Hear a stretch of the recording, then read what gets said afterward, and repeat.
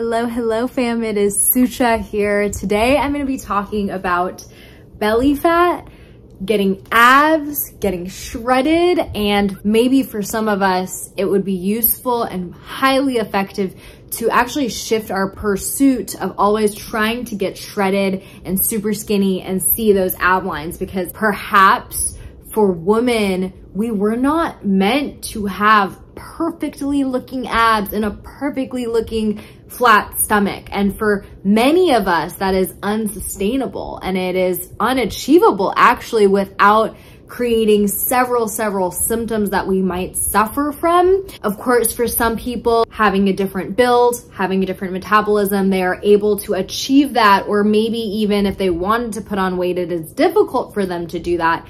But I know for many of us, and I'm talking to the women out there who've been trying to get abs for so long, and even if they're close, then they're, either losing their period or experiencing hair loss or just bad mood or hungry all the time.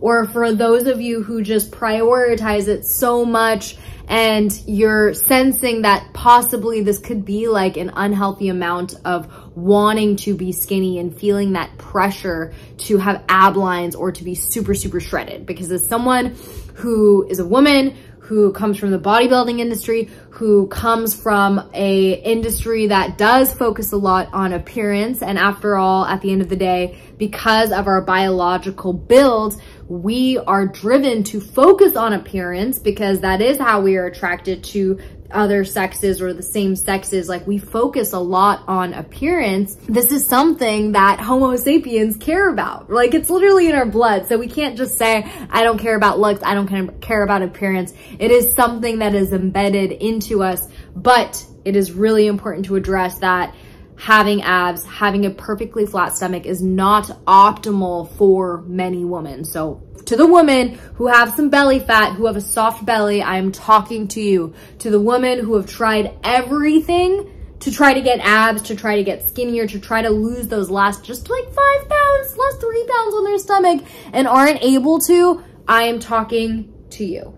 So I'm going to start off with my story growing up, because growing up, I just wanted to be skinny so badly. Like, I remember it started kind of in like 5th or 6th grade when, a lot of us girls are starting to develop our parts. And for me, it wasn't boobs right away. It was actually my hips and just this entire area around here, my butt, my hips, everything. And so I was developing that part of my body pretty quickly. And at that time, it was just cool to really be skinny. So having big hips or big butt, it just wasn't in at that time that I was a 6th grader. Come high school was when I really realized I was putting on a little bit more fluff. I had more freedom, so I wasn't eating strictly like at home, because my parents were pretty strict at home as far as not eating outside food, and they were relatively healthy, but I had more freedom to eat out, so I would eat out a lot more. In high school, I had a really unhealthy relationship with food, and this came from my desire to wanting to be skinny so much, but I would try to restrict as much as I could because I immediately felt the difference. On days that I wouldn't eat, my stomach immediately felt flatter and tighter. And over time, if I did that for like a week straight, I would notice significant difference. But because of that, it led me to this really unhealthy cycle of binge eating, and so disordered eating, and I would try to restrict as much as I could. And then if I cheated even a little bit, it would trigger this entire response and I would just go insane and start binging food. When I was 16 and I started driving, it became even worse because now I had this secret private spot of mine and I could go drive to get fast food or whatever it was in the middle of the night without anyone there. Also, smoking weed didn't help as much either, because as I started to incorporate cannabis, and I didn't have the most healthy relationship with it when I first started off back in high school. And so that kind of got intertwined, and it was just really messy and it was unhealthy. And I honestly tried everything I could, because around age 16 is when I found the gym. So I realized that I could work out and maybe try to develop some muscles, but I was still doing mostly Stairmaster and cardio and group classes. And I wasn't really on a training schedule to build muscle and really shift my metabolism to that. I actually even got a waist trainer. And if you don't know what a waist trainer is, I wish I had it with me, but it's basically this thing that cinches you up. And I'll insert a picture right here of what a waist trainer is, but it basically is selling you on getting this amazing hourglass, you know, figure. And it's showing that how you can have a waist this skinny, and if you just suck it all up, then the weight actually goes more to your boobs and to your butt. And so it's like giving you everything you want in like that ideal feminine figure. And so I bought one. I think I spent like $100 on it. And at that time, that was a lot for me in high school. And it didn't work, and it was just so uncomfortable, and it felt like it was like sucking up my organs. So thank goodness I didn't really like use it for too long. But there was just a lot of misportrayed goal images of what the ideal female body figure could be like, and also the steps to getting there. And so here's where it can get a little controversial or triggering for people. And I wanted to tell you from the bottom of my heart, I have nothing against getting work done on your body, whether that means a breast augmentation or any other kind of plastic surgery. But I do believe that for me, I love trying to be on the pursuit of embracing my natural self, whether it's my hair. I used to dye my hair before back in high school. I had the ombre, I had the whole thing. My skin color, just everything. I'm learning to embrace all of that. And I think the more we can do that, it encourages even younger girls to embody themselves in their fullest expression rather than trying to alter their bodies to fit a certain mold. So again, nothing against people and the decisions they make, to each their own, as long as you're totally at peace with it and it's truly helping you and like fulfilling you. But the examples I had were really misleading because at that time I was too naive. I just didn't realize that that many people were getting breast augmentations and implants. And so when I would see these ads of the waist trainers, I didn't realize that those same girls still had breast augmentations. It wasn't like just this one waist trainer, you know, really literally pushed all the fat up there. That's not how it works. We just naturally put on fat differently.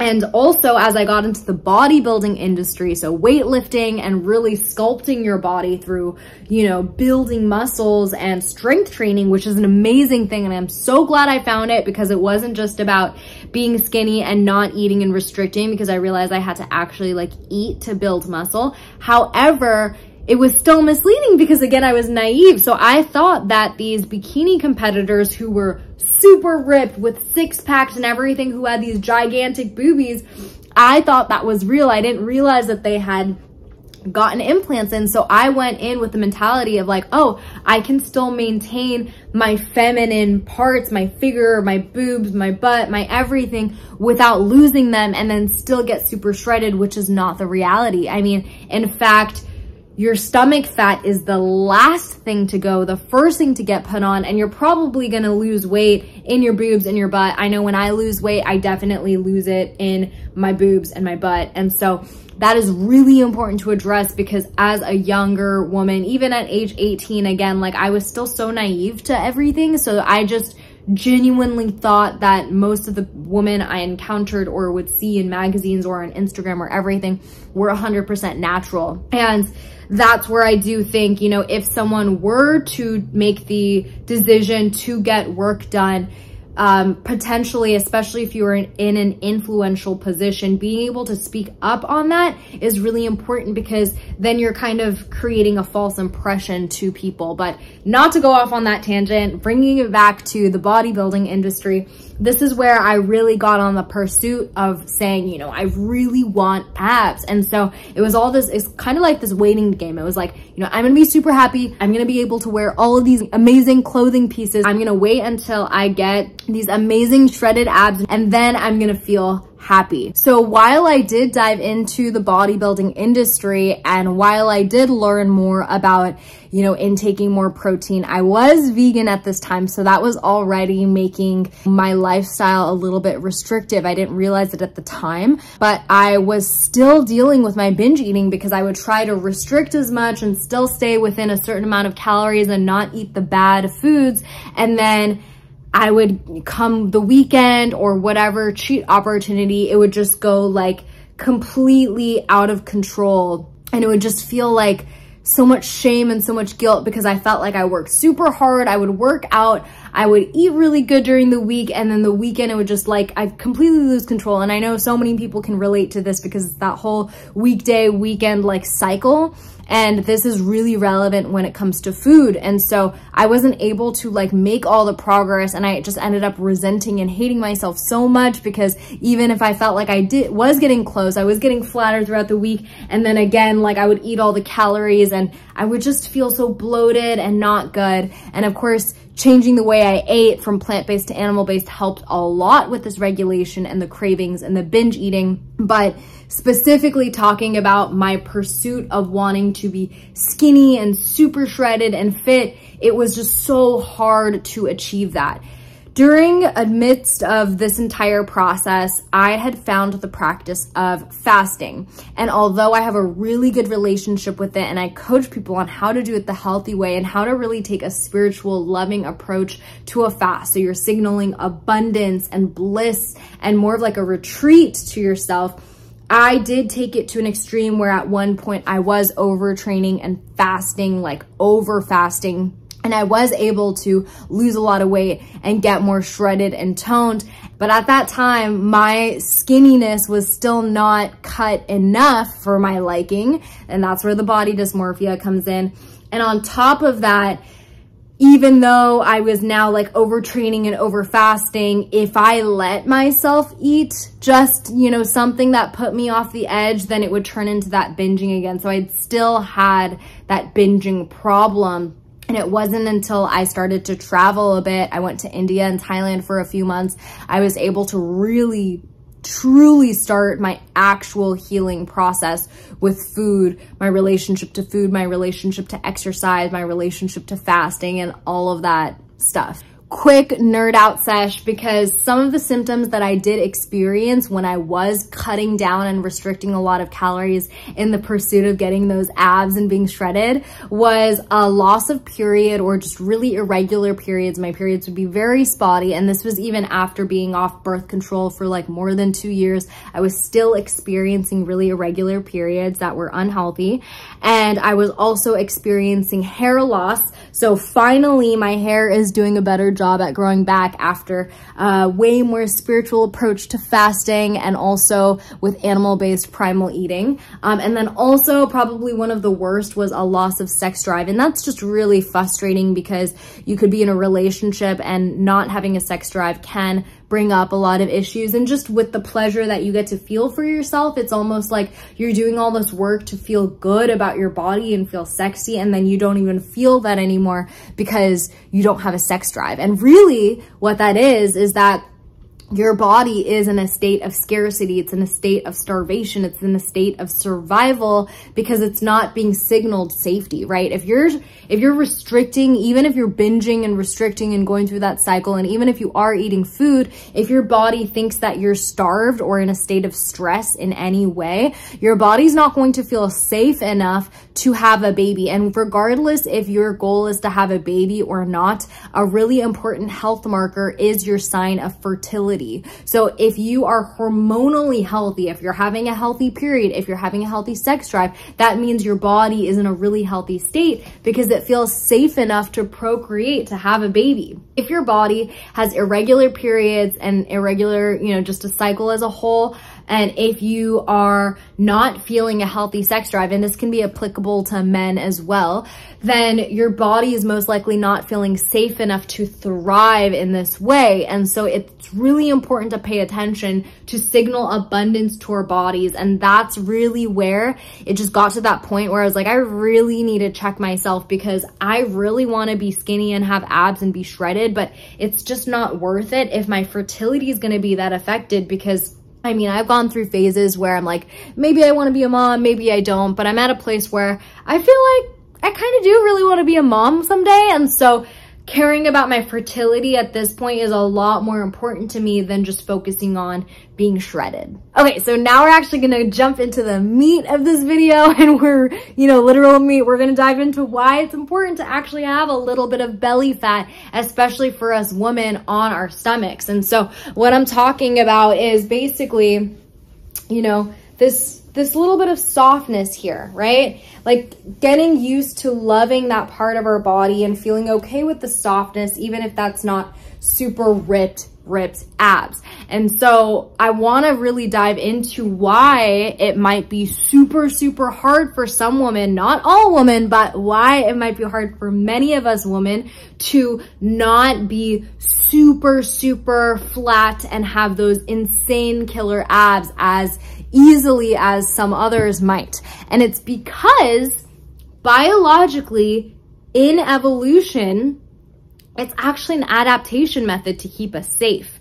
Having a little bit of belly fat is actually keeping us really safe, because we would go through periods of fasting and feasting. And I talk about this all the time when I'm talking about primal fasting and feasting, but we would go through periods of long fast. And I'm not just talking about one day or even a few hours, like an intermittent fast. I'm talking like we would go for chunks of time if we didn't have access to food, or maybe it was winter and there weren't really anything to gather around, so we'd have to wait for our hunt. So our bodies literally, it's in our adaptation survival mechanism to store a little bit of belly fat on our midsection to pull from when we did need to energize and use that as fuel in periods of famine or periods of starvation where we wouldn't have access to food. So anytime your body's storing some fat, especially those last few pounds, it's like your body wants to hold on to that just in case. And you can do all of the work to take those last few pounds off, but it's going to be really hard because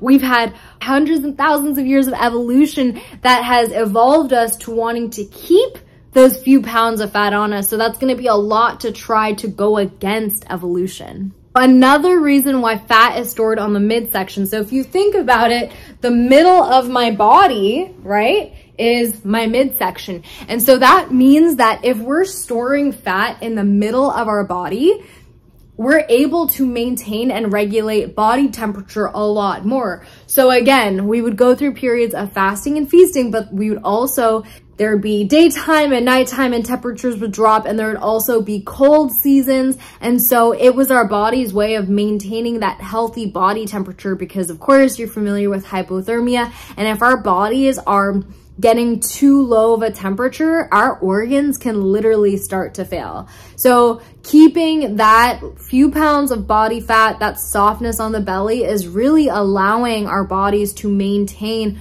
a good body temperature to survive. And for some people, whether it is anorexia or just really under eating, you'll find that you actually feel cold all the time. And it's because your body literally doesn't have enough, fat stored on the body to regulate your body temperature. Another thing you'll find is that your body is growing more body hair all over, whether it's on the back or the arms or the wherever, more than usual. And again, that's a survival mechanism to keep your body warmer because it thinks it's being starved. So I know I talk about survival of the fittest all the time, but literally the reason why we're on the planet here is to procreate, just like any other animal. We're humans, we have so many options, choices, we're empowered. So we forget that literally our only role here biologically, I'm not saying this is your choice or, God's choice. I'm just saying biologically, we're just here to procreate. And that's why our reproduction, our fertility is such an important health marker, because at the end of the day, our bodies, our biology just want us healthy enough to create offspring, whether you're a man or a woman. So the body fat or belly fat is also stored here, and especially this lower belly area as well, because it's there to protect our reproductive organs, right? This area is storing so much important stuff is going on right here. And so think about it. If we're always veiny and super shredded, there's really not much cushion between your reproductive organs and anything else that can come and collide with that. So that little bit of fat is actually helping really protect some incredible organs that you have that are allowing you to really thrive. And if you want to be a mom or a dad or anything, then it's protecting that area even more for you, so it can keep it safe until you do decide to reproduce. And even if you don't, again, keeping your reproductive organs healthy and feeling safe is such an important health marker and indicator of just your life in general. So there's this account I follow on Instagram, it's Carnivore Aurelius, and he posts some real shit. This is definitely can be triggering for a lot of people. I know some people might not agree with this or like this, but I'm gonna include this image right over here. You know, when I saw this, it really shifted my perspective with so much, because it made me realize that peak performance for women is not about getting abs and lifting the most heavy. I mean, it definitely could be, and I know that's a sport, and I know that even for me, I value my peak performance based on my gym abilities and what I'm able to perform. However, going back to one of our biggest health markers being healthy fertility, being pregnant is actually like the most incredible thing that a woman can do. And I'm not saying, again, that you have to be pregnant. That's not your role here. To each their own, and it's your choice. I'm just saying that regardless if you have a baby or not, or if you choose to, or if you biologically can't, your body is capable of that. And that's why, again, like, our bodies prepare us for so much in our life, including, you know, keeping that little bit of belly fat, because we do have the ability to create life within us. Like, our womb expands, our stomach expands like that, and our bodies are created. We have periods every fucking month preparing us to have a child. And so I'm just giving you that perspective to give your body a little bit more appreciation, whether you're a man appreciating a woman a little bit more for her curves because she's able to do that, or if you're a woman, regardless if you're having a baby or not, appreciating your body for what it was biologically built for. It just really shifted my perspective, because for me, it wasn't all about the bodybuilding and the getting abs and being super, super skinny. And all of a sudden now I just had so much more appreciation for my body. And I was like, damn, body, you can do that. That's fucking amazing. Like, I'm going to embrace the few pounds that I can't get rid of, and just acknowledge that there's a reason why it's so hard to get rid of this. I mean, I've probably been trying to get rid of my belly fat for more than 12 years now. I'm 25 right now. I've been trying to get rid of it since like middle school, high school. And I'm like, maybe there's a reason why it is so difficult, even though I've tried every single diet, every single workout routine. I've ate nothing. I've done all the different kinds of restrictive eating. I have, you know, really tried to do the healthy way, the unhealthy way, all of it. And still my body doesn't want to let go of it. And it's saying, please be safe. And I mean, there are periods of time where I did get shredded enough, but I was mentally not happy. I experienced the loss of sex drive. I experienced the loss of hair. I experienced more skin issues, more hair growth in different parts of my body. I experienced, you know, that binge eating cycle. And so it's just, it wasn't worth it for me anymore. All of this being said, I really feel that it's important to emphasize that being overweight is still just as unhealthy as trying to do everything you can to be super shredded and possibly even underweight, because being overweight can actually place a lot of impact and compression on your reproductive organs, and it can mess with your metabolism and your hormones, and it definitely might not be the most optimal and healthy for you. But I do want to say this is all about taking personal responsibility and ownership of your health journey, because I might be sharing all of this. You might hear something completely different from somebody else. And at the end of the day, you have to decide what knowledge you're absorbing and also what is truly healthy for you as an individual, because I had to go through years of this thinking that being shredded and having abs was the only healthy way, until realizing myself after my journey and going through this battle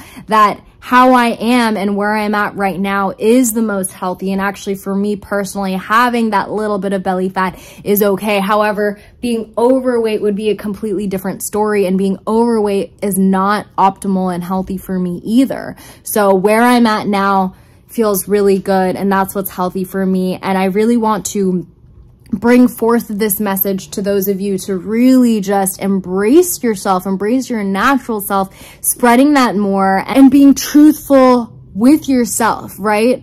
What is a healthy for you? Like, where do you need to create more discipline in your life? Where do you need to be a little bit softer with yourself and meeting yourself where you're at? Obviously, a lot of us are never going to be fully happy with ourselves. I mean, for me, still, like, being a little bit shredded could be so nice. It could look so nice. And maybe I'll go through those phases in the future, but I'm just learning to embrace that little bit of belly fat. And I hope this video was helpful in helping you with your journey. If you have any questions, if you want to nerd out about the evolution, about survival of the fittest, I'm always here. My name is Sucha, and I hope you enjoyed that video. And please give me a thumbs up and subscribe if you haven't already. It really supports my channel. And let me know of any other topics that you're interested in as well.